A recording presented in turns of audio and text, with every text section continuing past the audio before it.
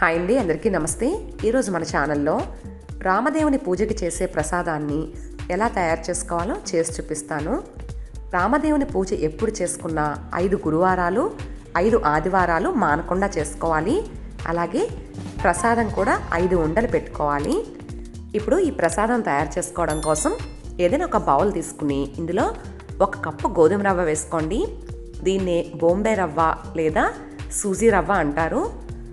రవ్వ వేసుకున్న తర్వాత అదే కప్తో 1/2 కప్ షుగర్ వేసుకోవాలి. కొద్దిగా ఆవు నెయ్యి వేసుకుని రవ్వ మొత్తం కలిసేలా చేత్తో బాగా కలుపుకోవాలి. ఈ పూజకి ఆవు నెయ్యి, ఆవు పాలు మాత్రమే వాడాలండి. గేదె పాలు వాడకూడదు, అలాగే గేదె నెయ్యి కూడా వేయకూడదు.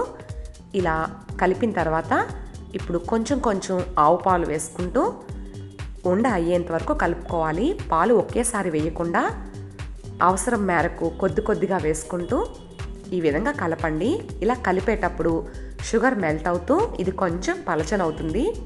అందుకే పాలను కొద్దిగా వేసుకోవాలి.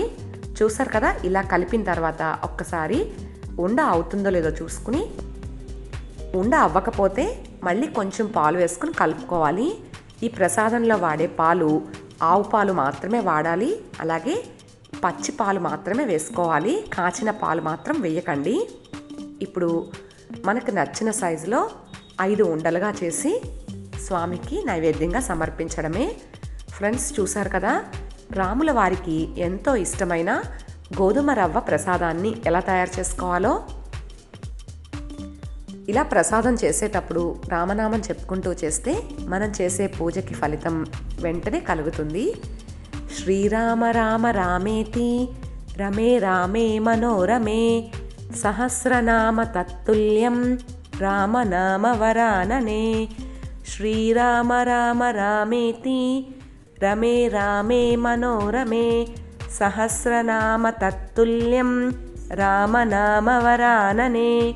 శ్రీరామ రామ రామేతి రమే రామే మనోరమే సహస్రనామ తత్తుల్యం రామనామ వరాననే. ఇలా రామనామం చెప్పుకుంటూ స్వామివారికి ఇష్టమైన గోధుమ రవ్వ ప్రసాదాన్ని 5 ఉండలుగా చేసుకుని నైవేద్యంగా సమర్పించడమే. ఫ్రెండ్స్, చూశారు కదా, రామదేవుని పూజకి చేసే గోధుమ రవ్వ ప్రసాదాన్ని ఎలా తయారు చేసుకోవాలో. ఐ హోప్ ఈ వీడియో మీ అందరికీ నచ్చింది అనుకుంటున్నాను. ఈ వీడియో కనుక మీకు నచ్చితే తప్పకుండా లైక్ చేసి మీ ఫ్రెండ్స్కి, ఫ్యామిలీ మెంబర్స్కి షేర్ చేయండి. అలాగే నా ఛానల్ని మొదటిసారి చూస్తే సబ్స్క్రైబ్ చేయడం మర్చిపోవద్దు. Thanks for watching. Please like, share, comment and subscribe to my channel.